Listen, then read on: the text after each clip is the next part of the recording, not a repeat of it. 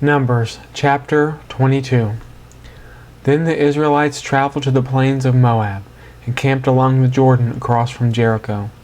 Now Balak, son of Zippor, saw all that Israel had done to the Amorites, and Moab was terrified because there were so many people. Indeed, Moab was filled with dread because of the Israelites. The Moabites said to the elders of Midian, "This horde is going to lick up everything around us as an ox licks up the grass of the field." So Balak, son of Zippor, who was the king of Moab at that time, sent messengers to summon Balaam, son of Beor, who was at Pethor, near the Euphrates River, in his native land. Balak said, "A people has come out of Egypt. They cover the face of the land and have settled next to me. Now come and put a curse on these people, because they are too powerful for me. Perhaps then I will be able to defeat them and drive them out of the land. For I know that whoever you bless is blessed, and whoever you curse is cursed."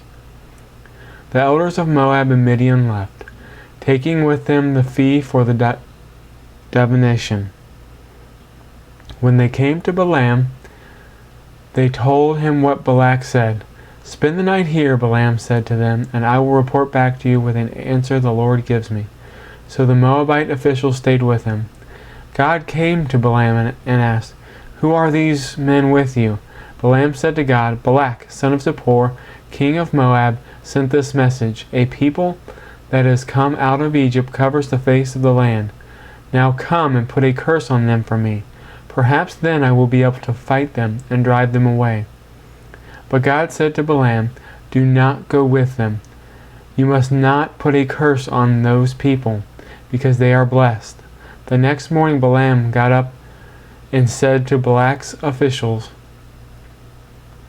"Go back to your country, for the Lord has refused to let me go with you." So the Moabite officials returned to Balak and said, "Balaam refused to come with us." Then Balak sent other officials, more numerous and more distinguished than the first. They came to Balaam and said, "This is what Balak, son of Zippor, says.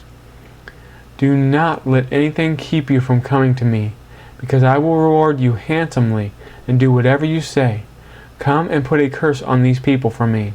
But Balaam answered them, "Even if Balak gave me all the silver and gold in his palace, I could not do anything great or small to go beyond the command of the Lord my God. Now spend the night here, so that I am able to find out what else the Lord will tell me." That night God came to Balaam and said, "Since these men have come to summon you, go with them, but only do what I tell you." Balaam got up in the morning, saddled his donkey, and went with the Moabite officials. But God was very angry when he went, and the angel of the Lord stood up in the road to oppose him. Balaam was riding his donkey, and his 2 servants were with him. When the donkey saw the angel of the Lord standing in the road with a drawn sword in his hand, it turned off the road into a field. Balaam beat it to get back on the road. Then the angel of the Lord stood in a narrow path through the vineyards with the walls on both sides. When the donkey saw the angel of the Lord, it pressed close to the wall, crushing Balaam's foot against it. So he beat the donkey again. Then the angel of the Lord moved on ahead and stood in a narrow place where there was no room to turn, either to the right or to the left. When the donkey saw the angel of the Lord, it lay down under Balaam, and he was angry and beat it with his staff. Then the Lord opened the donkey's mouth, and it said to Balaam, "What have I done to you to make you beat me these 3 times?" Balaam answered the donkey, "You have made a fool of me.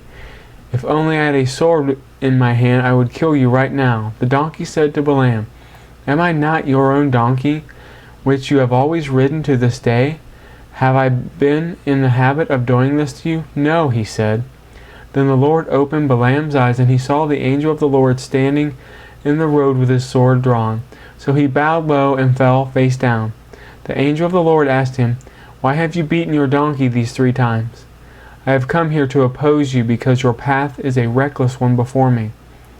Then the donkey saw me and turned away from me these 3 times. If it had not turned away, I would have certainly killed you by now. but I would have spared it.